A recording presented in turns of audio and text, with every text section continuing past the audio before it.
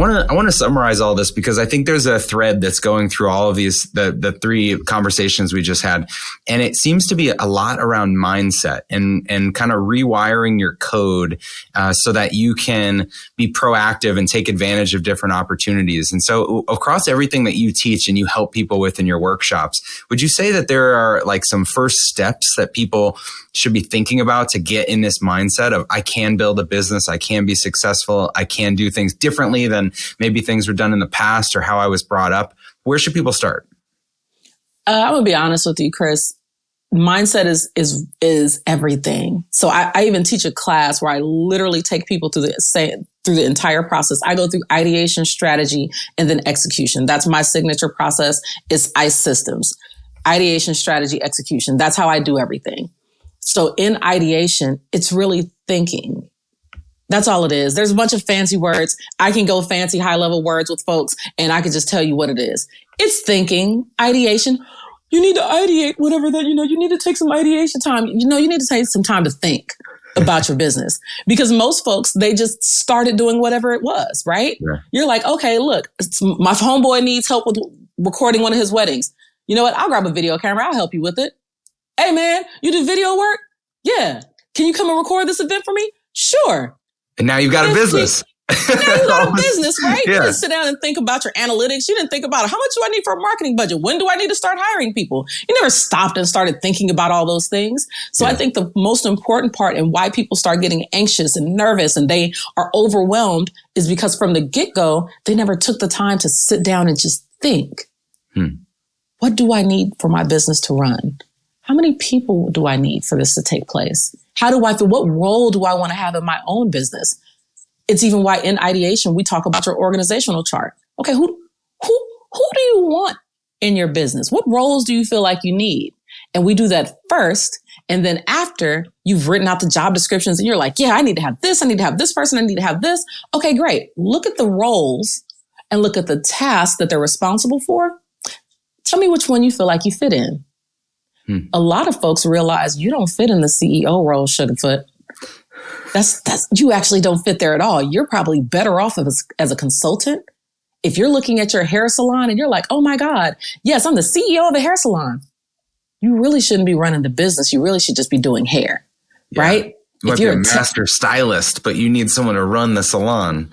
Exactly. Yeah. So the first part is really just thinking about the roles that you want in there and where you want to fit into your own business. Because of course, most of us starting out, especially you fit into the women, minority, and veteran, which we haven't had these opportunities before. You do everything. You're cooking, you're cleaning, you're doing hair, you're doing taxes, you're running the law off. Like you're trying to do every single role within the business. And then you're overwhelmed. And then you have anxiety. And then you tack on most entrepreneurs with our crazy minds. We have ADHD. So now you're scatterbrained and there's no process to any of it. So the first thing is just to stop and think, what do I want this to look like? What role do I want to play in it?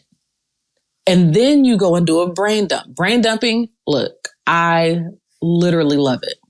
And I brain dump in sectors, right? So I brain dump I brain dump my life first. Because if you don't get your regular life out, look, laundry, husband, of which I don't have one. I just putting it out there.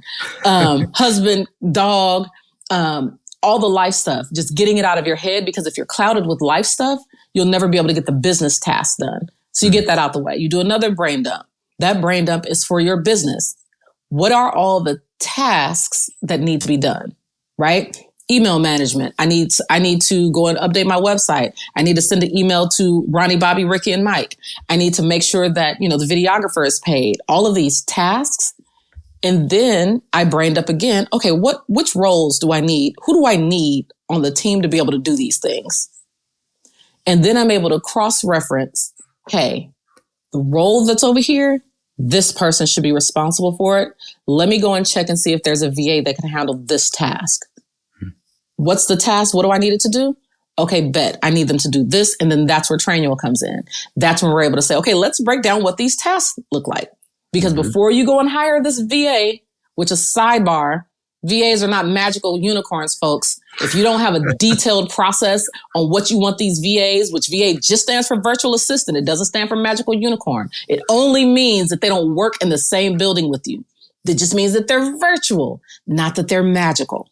So before you give these magical VA unicorns tasks to be able to do, you have to have documented SOPs to be able to teach them, right? So now I'm able to say, okay, roles, brain dump roles, then I could hire somebody to be able to do this. Now I can give you access to my training and say, go through this training. Here's how you do every single task. Bye, call me when it's done. Right? But if you don't get it out of your head first, there's absolutely no way that you're going to be able to ever get help in getting these tasks accomplished. But the first step, ideation, thinking. Sit down and think. So ideation, strategy, execution. Would you say documentation is part of ideation, or is it part of execution? Where does it fit in?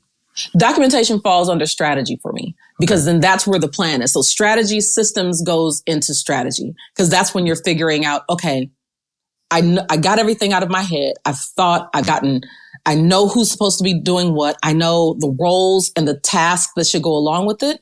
Now the strategy behind it is, now I need to start whiteboarding out or adding into my training.